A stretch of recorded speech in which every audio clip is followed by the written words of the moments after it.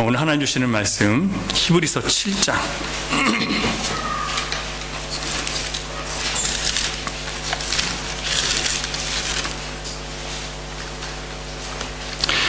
1절부터 3절까지만, 제 마음은 10절까지 다 하고 싶은데 또 시간 관계상 3절까지만 끊어서 설교를 하겠습니다. 지금 시계를 잘 보세요. 제가 몇 시에 시작하는지 몇 시에 끝내는지 잘 보시기 바랍니다. 그래서 설교가 긴 것인가 아니면 예배 전체가 긴 것인가를 분별을 하셔야 돼요. 설교가 긴 게 아닐 때도 있으니까 설교가 길다고 이렇게 무조건 생각하지 마시기 바랍니다. 구차하게 별거 다 얘기하네요. 제가 7장 1절부터 3절 같이 있습니다. 이 멜기세덱은 살렘 왕이요 지극히 높으신 하나님의 제사장이라 여러 왕을 쳐서 죽이고 돌아오는 아브라함을 만나 복을 빈 자라. 아브라함이 모든 것의 10분의 1을 그에게 나누어 주니라. 그 이름을 해석하면 먼저는 의의 왕이요 그 다음은 살렘 왕이니 곧 평강의 왕이요 아버지도 없고 어머니도 없고 족보도 없고 시작한 날도 없고 생명의 끝도 없어 하나님의 아들과 닮아서 항상 제사장으로 있느니라. 아멘. 히브리서는 초대교회에 예수 그리스도를 영접하고 회심한 유대인들인데요. 어떤 유대인들이냐면 각 이방 지역에 흩어져 있는 유대인들이에요.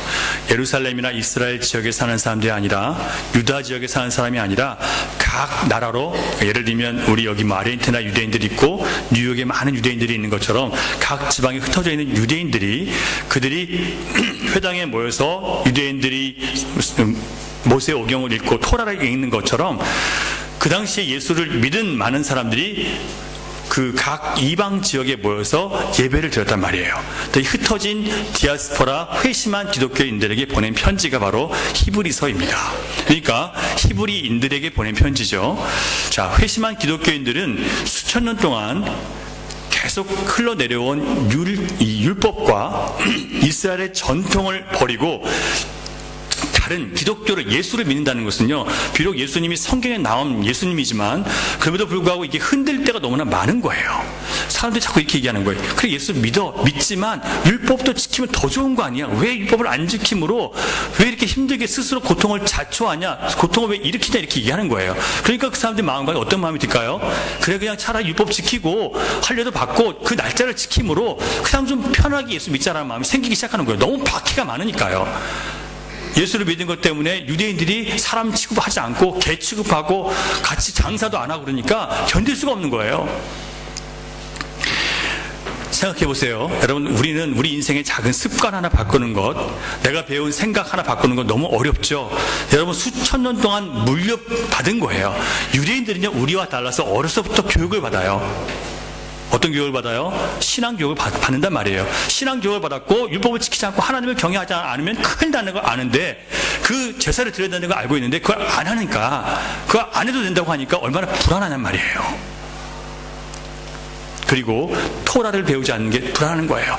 토라는 랍비들의 율법 해석, 모세오경에 대한 해석인데 그걸 공부하지 않으면 불안한 거예요.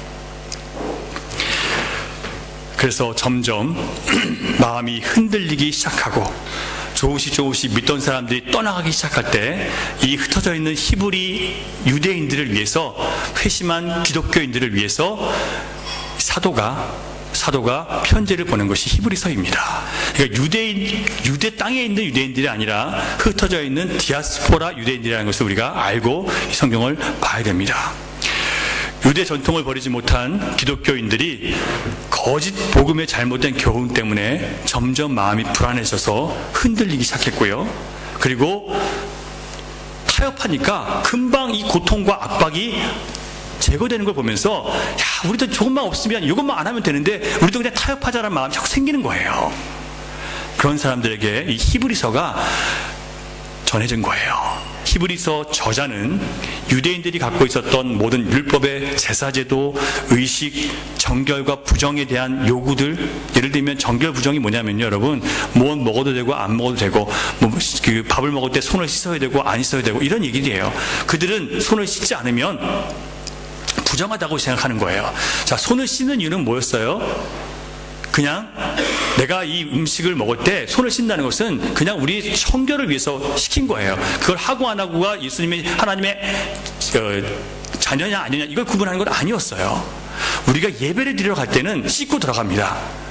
그런데 밥을 먹을 때 손을 씻을 수도 있고 안 씻을 수도 있어요. 예수님도 심지어 제자들이 안 씻고 먹는 것을 다른 사람들이 보고 막 비난했어요.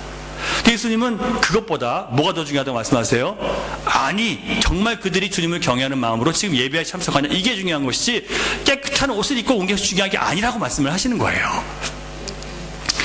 자, 이처럼 자꾸 다시 율법의 원형이신 예수 그리스도, 예수님이 제사제도를 없애셨어요. 왜 없으셨어요? 그 모든 제사제도는 예수님이 오셔서 하실 일들을 모형으로 보여주기 위해서 있는 것이 제사제도였어요. 예수님이 직접 오셔서 자기 스스로를 제물을 바쳐서 죽고 다시 살아나심으로 이제는 제사제도는 필요 없게 된 거예요. 제사장도 필요 없게 된 거예요. 그런데 다시 사람들은 날과 달과 절기를 지키고 할례를 행하고 다시 거기로 돌아가고 싶은 거예요. 왜냐하면 그거 안 하니까 자꾸 핍박받고 불안하니까 마음이.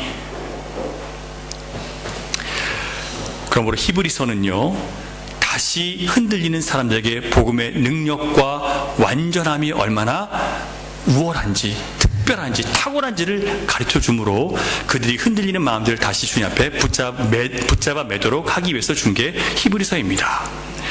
자, 이런 맥락에서 우리가 이 히브리서를 공부해야 되는데, 우리가 이런 영적인 말씀을 배우고 생각하고 깨닫는 일에 절대 게을러지지 말아야 할 이유가 있어요.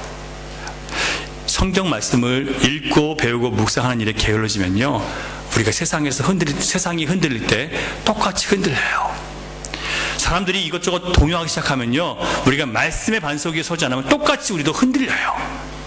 그래서 여러분, 말씀을 읽고 묵상하고 배우는데 게을러지지 마셔야 돼요. 히브리서 3장 1절을 보면 히브리 기독교인들에게 사도가 이렇게 부탁을 합니다.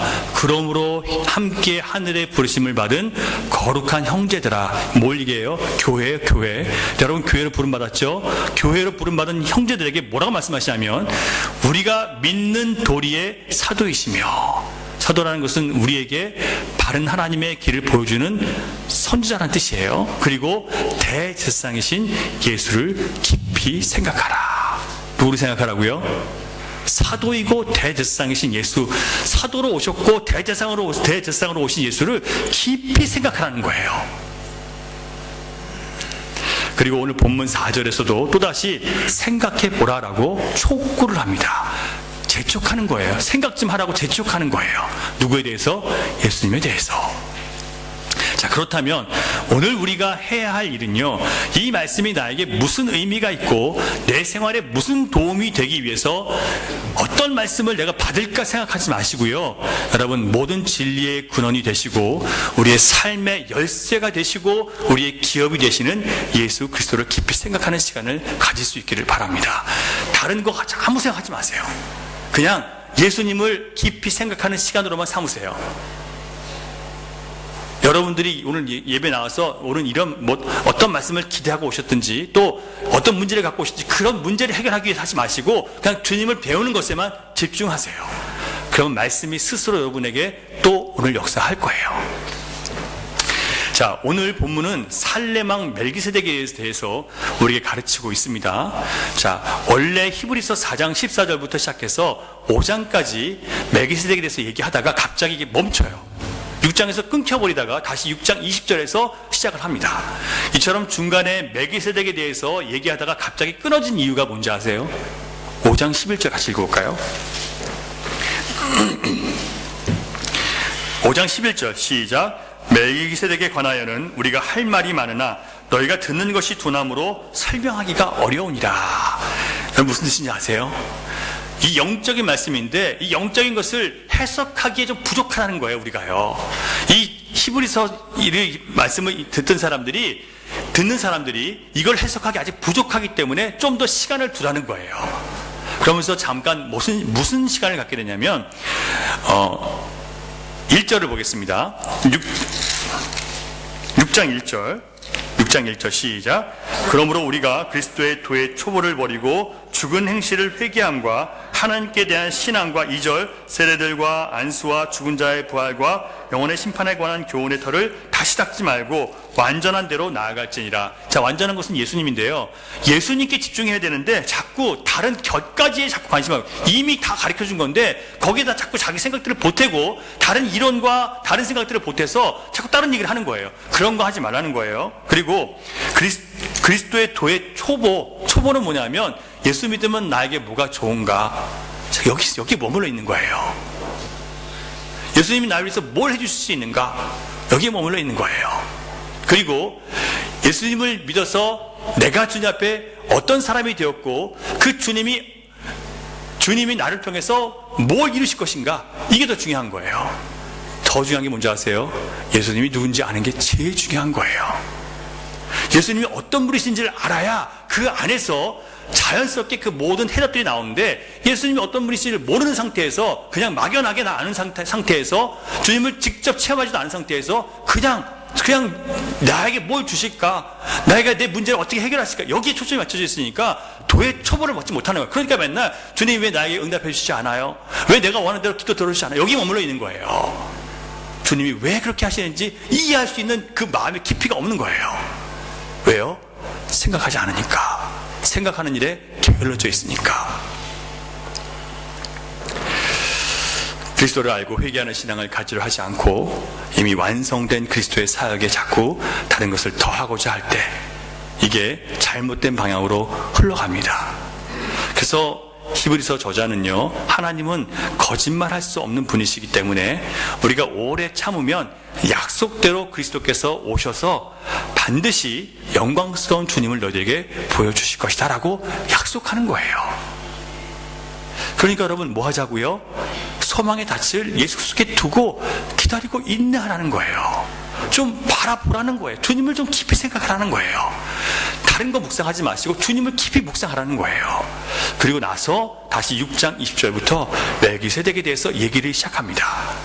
그러므로 여러분, 오늘 살레망 멜기세덱은요, 우리의 영혼이 자꾸 흔들리는데 흔들리지 않도록 영혼의 닻을 깊이 묶어서 흔들리지 않도록 세우는 데 있어서 너무나 중요한 말씀이에요.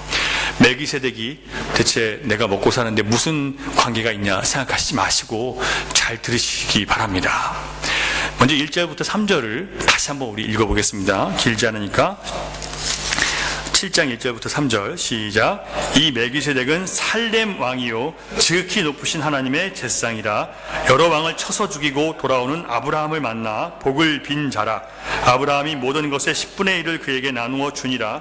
그 이름을 해석하면 먼저는 의의 왕이요 그 다음은 살렘 왕이니 곧 평강의 왕이요 아버지도 없고 어머니도 없고 족보도 없고 시작한 날도 없고 생명의 끝도 없어 하나님의 아들과 닮아서 항상 제사장으로 있느니라. 아멘. 자, 여러분, 멜기세덱이 누군지에 대해서 지금 여러분 들으신 거예요. 자, 여기 조금 우리가 이제 설명이 필요한데, 첫 번째로 한번 그림 보여주시겠어요? 자, 멜기세덱은 누구라고요? 살렘 왕, 지극히 높으신 하나님의 거룩한 제사장. 하나님의 거룩한 제사장이라는 것은 하나님이 특별히 뽑아서 세우셨다는 뜻이에요. 하나님이. 두 번째, 시작. 여러 왕을 쳐서 죽이고 돌아온 아브라함을 만나서 복을 빌어주었다. 자, 복은 누가 빌어줘요? 복은 그 당시에 제사장이 보통 사람들에게 복을 빌어주는 거예요. 우리는 다 주님 안에서 다 같은 성령을 받았기 때문에 서로 복을 빌어줄 수 있지만, 그 당시엔 대제사장만 복을 빌어줄 수 있었어요. 그러면 그 대제사장 기도를 통해서 복을 받는 것으로 하나님이 그렇게 인정해 주셨단 말이에요. 그러니까 거룩한 대제사장을 통해서 복을 받은 사람이 지금 아브라함이라는 것은, 아브라함이 지금 그 권위 앞에 무릎 꿇었다는 얘기예요. 이게 굉장히 중요한 내용들입니다. 세 번째, 시작. 아브라함이 그에게 10분의 1을 나누어 주었다. 여러분, 10분의 1을 나누어 줬다는 것은 그가 하나님의 모든 은혜가, 하나님의 지금 자기가 쌓고 이루고 돌아온 것이 하나님의 은혜로 이겼다는 것을 인정하는 거예요. 그래서 10분의 1을 하나님께 드리는 겁니다. 자, 이 얘기가 창세기 14장에 나오는 얘기인데, 아브라함은 그돌라 오멜 왕 연합군을 쳐서 이겼어요. 그가 소돔 성에 살고 있었던 조카 롯과 그의 가족들과 모든 재산을 다 빼앗아서 가져간 다음에 다시 그것을 빼앗기 위해서 집에서 훈련시켰던 318명을 데리고 가서 이기고 온 거예요. 수만 명을요. 그것도 4개 나라 연합군이었어요. 그 연합군을 318명이 가서 이기고 오는데 얼마나 승승장구했습니까? 그런데 그 앞에 딱 누가 나타나냐면 멜기세덱이 나타난 거예요. 하나님의 제사장이라고 하면서 나타났는데 그가 아브라함이 그 앞에 무릎을 꿇고 11조를 드리고 그는 아브라함에게 복을 빌어줬어요. 하나님의 복이 너에게 임할 것이라고 복을 빌어줍니다. 그 창세기의 기록을 통해서 지금 히브리서 저자는 이 살레망이 어떤 사람인지를 얘기해 준 거고요. 또한 시편 110편 4절을 보면 여호와는 맹세하고 변하지 아니하시리라 이르시기를 너는 멜기세덱의 서열을 따라 영원한 제사장이라 하셨도다. 지금 이게 시편 110편과 창세기 14장 8절의 내용을 가지고 18절의 내용을 가지고 지금 멜기세덱이 누군지에 대해서 지금 히브리서 저자가 지금 히브리 성도들에게 설명해 주는 거예요. 그들은요 이 성경을 가장 중요한 근거로 삼았기 때문에 성경이 그렇게 얘기를 하니까 사도의 편지를 향해서 마음을 열 수밖에 없는 거예요.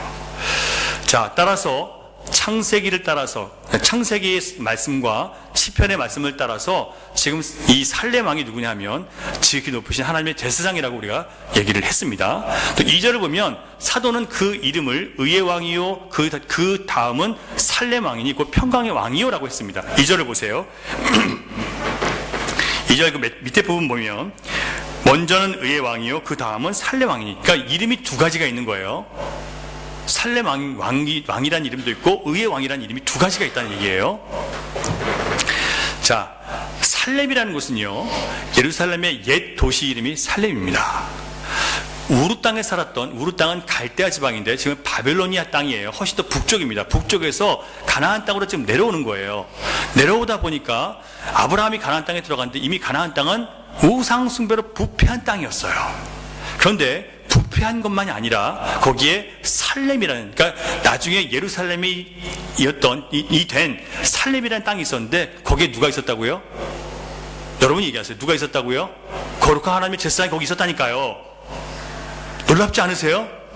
그 우상의 땅에 하나님께서 그 우상의 땅을 내버려 두신 게 아니라 그때도 하나님께서 거룩한 땅을 거기에 두셨다는 얘기예요.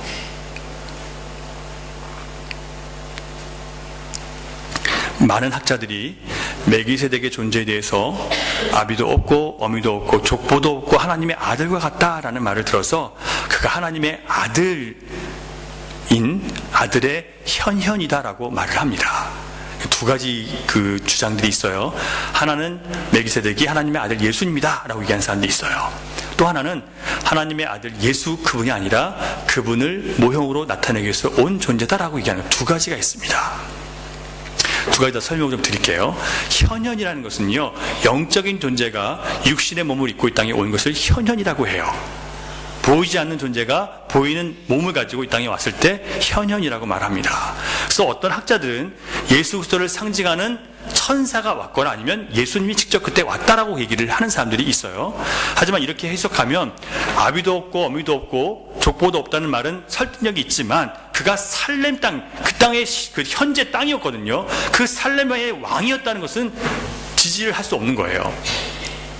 왜냐하면 잠깐 아브라함에게 복 주시기 위해서 온 하나님의 보좌에다 내려온 게 아니라 그 땅에 있는 실존 인물이었으니까 거기에 지지를 해줄 수 없게 되는 거예요. 그래서 이 부분에 대해서 아더 핑크 목사님은 존 오웬 목사님의 해석을 따라서 비유적이고 모형적으로 이것을 해석해야 된다라고 그렇게 주장을 합니다. 저도 여러분 약간 이쪽으로 더 기울여서 여러분에게 말씀을 드리려고 해요. 시편 110편 4절 아까 말씀드린 것처럼 여호와는 맹세하고 변하지 아니하시리라 이르시기를 너희는 누구의 서열이요 멜기세덱의 서열을 따라 영원한 제사장이라 하셨도다. 예수님을 향해서 쓴 시편이에요. 예수님이 메시아 예언 시편인데 멜기세덱의 서열을 따르는 영원한 제사장이라고 했는데 그러면 멜기세덱은 영원한 제사장이어야 된다는 얘기잖아요. 자, 그런데 멜기세덱이 영원할 수 있어요? 만약에 진짜 그 땅에 실존했던 인물이라면 영원할 수 있습니까? 영원할 수 없죠. 그럼 이걸 어떻게 해석해야 되냐는 거예요. 자, 그래서 영원하다는 것은 아론의 후손들이었던 대제사장들은요, 임기가 있었어요. 25세에서 50세까지 그 임기가 있습니다. 거기에 비교해서 설명을 해야 된다고 학자들이 주장을 하는데, 멜기세덱은 하나님의 아들과 닮아서 항상 제사장으로 있었고 라고 했어요. 다시 말씀드리면 뭐냐면, 지금 이 멜기세덱이라는 인물은 영원한 존재는 아니었다는 거예요. 하지만 그는 하나님이 직접 세우셨어요. 아론의 족보는 아론의 아들들이 이어서 아론의 아들, 그리고 아론의 손자, 그 증손자, 고손자 내려가면서 자동적으로 대제사장이 돼요. 근데 이 거룩한 제사장은, 이 멜기세덱은 하나님이 특별히 따로 세우신 거예요. 자, 아론의 족보를 따르는 사람들은 하나님이 매번 세워서 기름 부으시나요? 안 부으시죠. 어떻게 돼요? 자동적으로 아론의 후손들은 기름 부음 받고 그냥 대제사장이 되는 거예요. 하지만 이 멜기세덱은 하나님이 특별히 세우셨다는 거예요. 그리고 그 임기는 정해지지 않았다는 거예요. 그래서 그 임기가 없다는 것을 영원하다고 상징적으로 얘기해서 바로 영원한 대제사장 직분으로 오신 예수 그리스도에 대한 모형적인 인물이다라고 그렇게 평가를 하는 겁니다. 지금까지 아직 여러분 완전한 증명이 되지 못하지만 계속 들어보시면 좀 더 설득력이 있는 말씀 제가 드릴 거예요. 자, 하나님께서는 살렘 왕 멜기세덱을 거룩한 대제사장으로 구별해서 이스라엘 사람들이 자랑스럽게 여겼던 아브라함을 축복하게 했어요. 왜 그랬을까요? 자, 지금 이 멜기세덱이 거룩한 대제사장으로서 아브라함을 축복했다면 아브라함의 이후에 후손 중에 누가 나와요? 모세, 아론, 그 레위인들이 나오고 제사장들이 나오죠. 그러면 아론의 후손 가운데 있는 대제사장보다 아브라함이 엎드린 이 대제사장은 더 높은 제사장이라는 뜻이 있는 거예요. 그래서 지금 아브라함보다, 그들이 자랑하는 믿음의 조상인 아브라함보다 더 높은 근원의 대제사장이 있었다는 것을 보여주는 거예요. 그러면서 대제사장이신 예수님께서 멜기세덱의 족보와 같은 그런 분이기 때문에 아론의 족보와는 비교할 수 없이 높은 분이다라는 것을 설명하기 위해서 지금 이 얘기를 하는 거예요. 흔히 우리가 모세를, 그리고 다윗을, 예수 그리스도를 보여주는 모형이라고 말하잖아요. 마찬가지로 멜기세덱이 예수 그리스도 대제사장 되심을 보여주기 위해서 실존했던 인물로 나타나는 겁니다. 그래서 3절을 보면 사도는 멜기세덱의 아버지도 없고 어머니도 없고 족보도 없고 시작한 날도 없고 생명의 끝도 없어 하나님의 아들과 닮았다라고 해석을 합니다. 실제로 그런 것이 아니라 그리스도가 어떤 분인지, 어떤 대제사장의 역할을 하러 오신지를 설명해 주기 위해서 그것을 아브라함에게 보여주시기 위한 인물로 하나님이 특별히 구별해 세우셨다는 거예요. 여러분 놀랍지 않아요? 그 오래전에 아브라함에게 장차 오실 예수 그리스도가 어떤 분인지를 멀리서 보게 하신 거예요. 정말 하나님의 지혜는요, 측량할 수가 없는 거예요, 우리가요. 그 땅에, 그 어두운 죄악의 땅에 하나님은 살렘 땅이라는 곳을 두시고 거기에 의의 왕, 평화의 왕을 두셔서 거기서 하나님의 역사는 계속 이어지고 있었던 거예요. 끊겼던 게 아니에요. 아브라함 때 다시 회복된 게 아니라 계속 있었다는 얘기예요, 여러분. 저는 이걸 공부하면서 정말 다시 한번 놀라는 거예요. 성경에는 없는 얘기가 이 랍비 히브리 전통 안에서 나온 얘기들. 제가 지금 말씀드린 것은 유대교에서 나오는 랍비 전통에서 나온 이야기들 제가 종합해서 말씀을 드리는 거예요. 그래서 사도는 2절에서 멜기세덱이 의의 왕이며 살렘 왕이라고 했는데 여기는 엄청난 의미들이 숨어 있습니다. 자, 먼저 멜기세덱의 이름을 해석하면 멜히라는 것은요, 자, 여러분, 멜키는 멜레크의 변형인데 축약형이에요. 줄여진 얘기라는 뜻이에요. 멜레크의 줄여진 형인데 멜레크라는 것은 왕이라는 뜻입니다. 가나안 왕들을 멜렉이라고 하는데 여러분 아비멜렉이라는 얘기 들어보셨죠? 아비멜렉이라는 것은 내 아비는 왕이다라는 뜻이에요. 그래서 멜렉이라는 것은 왕이라는 뜻인데 멜키는 멜레크라는 왕의 그 짧은 단어에서 왕이라는 뜻이고, 체덱은 세덱인데 세덱을 원래 체덱이라고 읽어야 되는 거예요. 이것은 righteousness이라고 해서 의예요. 그래서 의의 왕이라고 하는데 그 왕은 의로운 왕이라는 뜻이고요. 더 중요한 의미가 숨어 있어요. 이건 제가 말씀드리는 게 아니라 의의 왕이라는 그 단어 안에는 그 그만 의롭다는 뜻이 아니라 의롭게 할 수 있는, 의롭게 만들 수 있는 의가 그분 안에 있다는 뜻이 그 안에 있다는 거예요. 자, 이게 왜 이렇게 제가 만들어내는 얘기가 아니라 히브리인들이 그들이 가지고 있는 이 히브리어를 연구할 때 이 얘기들이 나오는 거예요. 유대 랍비들이 히브리어를 연구해서 이 righteousness라는 그 말 뜻에 무슨 의미가 있냐면 그분이 의롭다는 뜻만 있는 게 아니라 의롭게 만든다는 뜻이 그 안에 있다는 거예요. 그래서 의의 왕은 뭘 하시는 분이냐면 의롭게 만드는 왕이라는 뜻이 그 안에 있습니다. 자, 노아의 홍수 심판으로 인해서 셈과 함과 야벳의 후손들이 자꾸 퍼져나가기 시작했어요. 퍼져나가면 나갈수록 어떤 일이 벌어지냐면 점점 하나님으로부터 멀어졌어요. 하나님을 모르는 사람들이 점점 많아졌고 흩어져 있는 그곳에서 우상을 숭배하기 시작했고 거기에 있는 제사장들은 다 우상을 섬기는 가짜 제사장들이었어요. 그런데 그 가나안 땅에 살렘이라는 땅이 있었고 그 땅은 평화의 성이라는 뜻이에요. 따라서 누구든지 그 의의 왕이 다스리고 있는 그 거룩한 제사장이 있는 그 살렘성에만 들어가면 그가 어떻게 된다고요? 의롭게 되어지더라는 거예요. 그리고 그 의롭게 된 그 사람은 그 평화의 성에서 하나님과 화평을 누리더라는 거예요. 여러분 무슨 얘기하는 건지 아시겠어요? 지금 이 히브리서 저자 사도는요 유대인들에게 지금 이 멜기세덱의 이름을 통해서 예수 그리스도의 사역을 지금 얘기하고 있는 거예요. 너희들이 지금 성경에 나오는 이 멜기세덱의 인물이 바로 대제사장이신 예수님을 얘기하는 건데 그 얼마나 놀라운 비밀이냐고 지금 얘기해 주고 있는 거예요.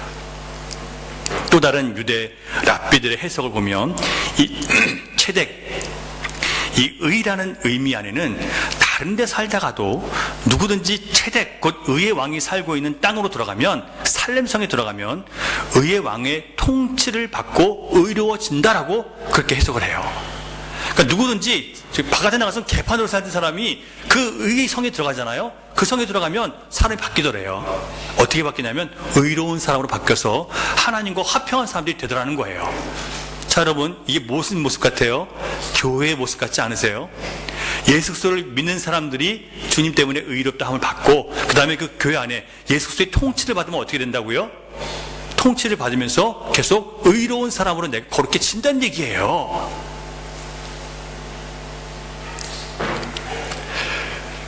그리고 체덱의 또 다른 의미는 그 도시 안에 의가 머물다라는 뜻이에요. 세 가지 뜻을 말씀드렸습니다. 체덱은 그 도시에 들어가면 의가 만들어진다. 두 번째, 의로워진다. 세 번째, 의가 그 안에 머물고 있다. 무슨 얘기냐면 의로운 사람이 거기 머물러 있기 때문에 그렇다는 거예요. 멜기세덱이 살았던 시대에 살렘이라는 성은요 그 주변 사람들이 바라볼 때 그 성에만 들어가면 모두가 의로워지고 사람이 바뀌고 그리고 거기에 의로운 사람을 닮아가더라는 거예요. 거룩한 제사장의 통치를 받으면서. 저는 예수 그리스도께서 세우실 교회의 모습이 어떤 것인지를 여기를 통해서 또 배우게 되는 거예요. 그렇다면 이 실존의 인물이라고 알려진 이 멜기세덱은 누구일까 하는 것이 궁금한데 이미 여러분 우리는 모르지만 유대인 랍비들은요 이 답을 가지고 있어요. 왜냐하면 그들은 랍비 전통 안에서 가지고 있는 많은 흘러내려오는 전통들과 책들을 가지고 연구하고 연구해서 수천 년 동안 2000년 동안 쌓인 걸 가지고 연구해서 책을 만들어내는 거예요.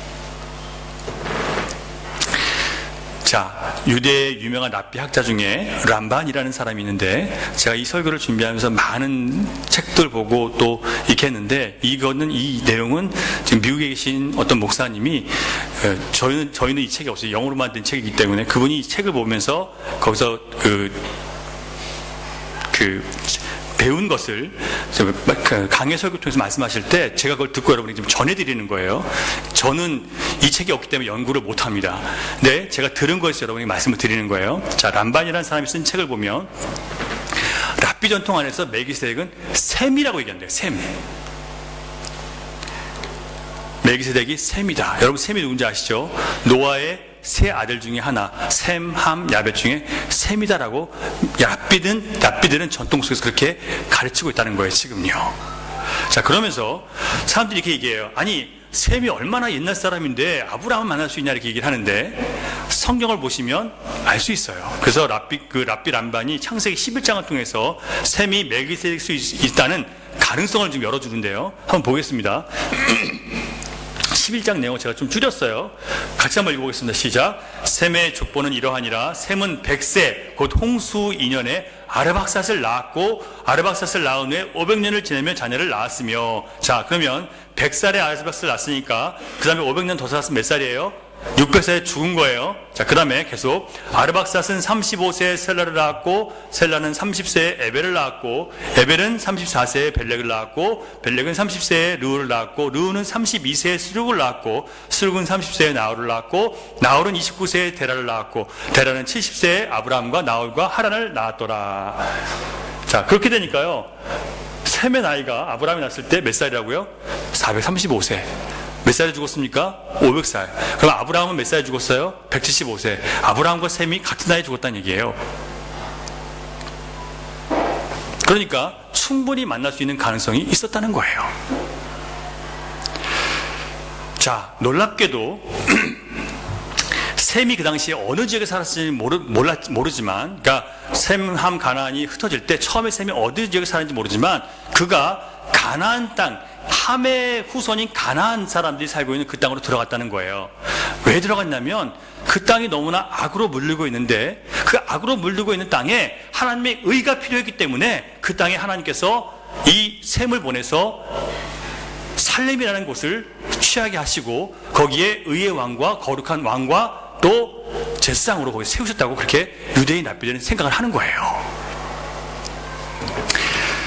셈, 함, 야벳의 자손들이 세상으로 퍼지면서 모든 민족이 점점 더 하나님을 섬기지 않고 잡신을 섬기고 타락하게 되는데 이 참 하나님을 섬기는 오직 한 사람이 그 시대에 있었다는 거예요. 그게 바로 노아의 홍수를 직접 체험했던 셈이었다는 거예요. 그는 그걸 경험했기 때문에 하나님을 정말 두려워하고 하나님의 제사장으로서 노아가 그것을 이 홍수가 끝나자마자 뭐예요? 하나님께 제사드리죠. 제사에 대한 것들을 정확하게 기억하고 있었고 그걸 그 마음을 갖고 있었다는 거예요. 그래서 이 셈은 살렘의 왕이 되어서 누구든지 그 성에 들어오면 그를 통해서 의로 교육을 받고 의롭게 되었고 그 안에 있으면 하나님과 화목을 누렸다는 거예요. 그래서 모든 주변 사람들이 가나안 땅이 다 타락한 땅이지만 살렘 땅 주변에 있는 사람들은 그 성을 바라보면서 저 성에 있는 사람들은 의롭다라고 모두가 인정했다는 거예요. 참 놀랍지 않습니까? 이게 교회의 모습이라는 거예요. 함의 후손들이었던 가나안 족속들은 자기 조상, 아주 그냥 한참 조상이죠. 조상의 형인 셈을 무시할 수 있어요, 없어요? 무시할 수 없어서 그를 그 땅에 있도록 인정했고 거기서 평화의 성, 의의 성이 실제로 존재했었다라고 하는 게 랍비 전통입니다. 여기까지 우리가 배운 것을 통해서 해석할 수 있는 것은, 그래서 사도가 지금 멜기세덱에 대해서 아비도 없고 어미도 없고 시작도 끝도 없다는 말, 영원하다는 말은 실제로 그가 인간이 아닌 그런 영적 존재라는 뜻이 아니라 하나님의 아들의 현현이나 천사가 아니라 실제로 있었던 존재다. 그러나 영원하지 않았지만 그 하나님의 그 영원성이라는 것은 뭐냐면 그가 가지고 있는 이 직분이라는 것은 예수님을 통해서 영원히 이어질 것이라는 것을 상징으로 보여주는 모델이었기 때문에 영원하다고 얘기한 것이다라고 설명하는 거예요. 그러므로 결국 지금 복음의 내용을 상징적으로 보여주기 위해서 하나님께서 아브라함에게 예수 그리스도, 복음의 내용이신 대지상이신 예수 그리스도를 그때 이미 보여줬다는 얘기를 지금 하고 있는 거예요. 그렇기 때문에 아브라함의 후손인 너희들은 지금 예수 그리스도 앞에 그 대지상인 예수 그리스도를 너희들 믿고 따라가야 된다는 거예요. 그분 안에서 의를 얻었고 그분 안에서 의롭게 되고 그분 안에 거하는 것이 너희들에게 안전하니까 여기 계속 거하라고 지금 설명을 해주고 있는 겁니다. 자, 그러므로 사도는 유대 전통에 익숙한 히브리인들에게 아론의 후손을 따르는 대제사장보다 더 탁월하고 더 영원한 멜기세덱이 바로 하나님의 아들 예수 그리스도를 상징하는 모형이니까 그 모형의 실제이신 영원하고 완전한 대제사장이신 예수 그리스도, 성소의 휘장을 찢으심으로 하나님과 우리 사이를 화목하게 하신 그 예수 그리스도를 깊이 생각하면서 흔들리는 너희들의 마음을 붙잡으라고 지금 이 편지를 쓴 거예요. 여러분, 우리가 이 땅 살아가면서 흔들리는 우리의 믿음을 지킬 수 있는 방법은 하나예요. 예수님을 깊이 생각하세요. 대제사장이신 예수님, 사도이신 예수님을 날마다 깊이 묵상하고 살아가셔야 돼요. 그게 무슨 의미가 있냐고요? 내가 밥 먹고 사는데 무슨 의미가 있냐고요? 여러분, 그것이 여러분의 영혼에 답을 주고요. 그 영혼이 여러분 답을 얻으면 먹고 사는 문제나 이런 것들이 더 이상 여러분들을 괴롭히는 문제가 아니라는 것을 여러분 알게 될 거예요.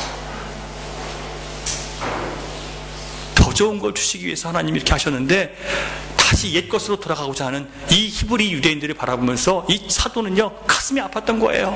그래서 좀 예수님을 깊이 생각하면 안 되겠냐고 촉구하는 겁니다.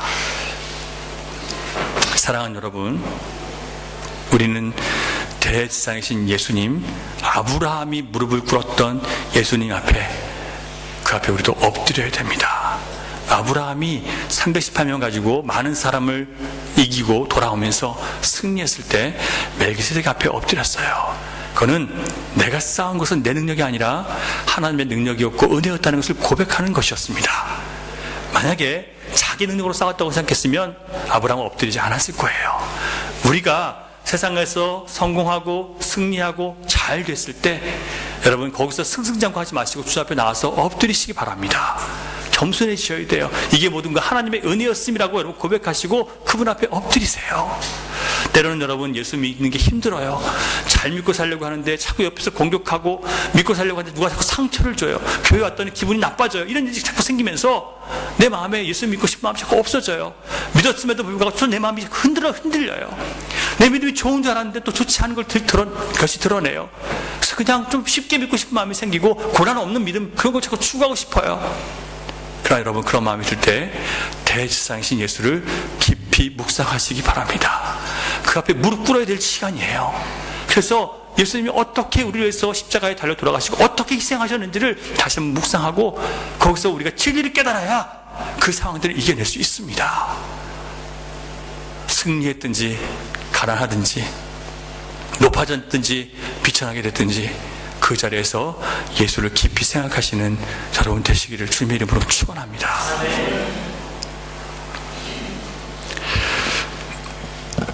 오늘도 우리의 삶이 무너진 것들과 우리 안에 불의, 허물, 죄악들, 이 모든 것을 대신 짊어지시고 영원한 효력이 있는 화목제물로 자기를 죽이고 우리를 살리신 복음의 능력 안에 끝까지 머무르시는 저와 여러분이 될 수 있기를 주님의 이름으로 축원합니다.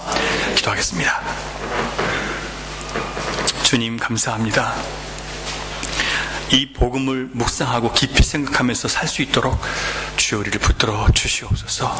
세상에 보여지는 것들을 마음 빼앗겨서 세상 것 붙들고 교만해지거나, 또 내 상황이나 내 삶이 비천하고 비참하다고 해서 거기 마음 빼앗기지 않도록 인도해 주시고, 그 모든 상황의 주인 되시는 예수 그리스도 붙잡고 넉넉히 이겨낼 수 있는 믿음의 삶을 될 수 있도록 붙들어 주시옵소서. 마지막 때가 될수록 더 주님 깊이 배우고 묵상하고 연구함으로 나의 연약한 가운데 강함으로 역사하시는 주님 만나게 하시고, 나의 무지 가운데 놀라운 지혜로 역사하시는 하나님을 만남으로 모든 상황을 넉넉히 이겨내는 하나님의 자녀들로 우리를 다시 한번 이 시간 일으켜 주시옵소서.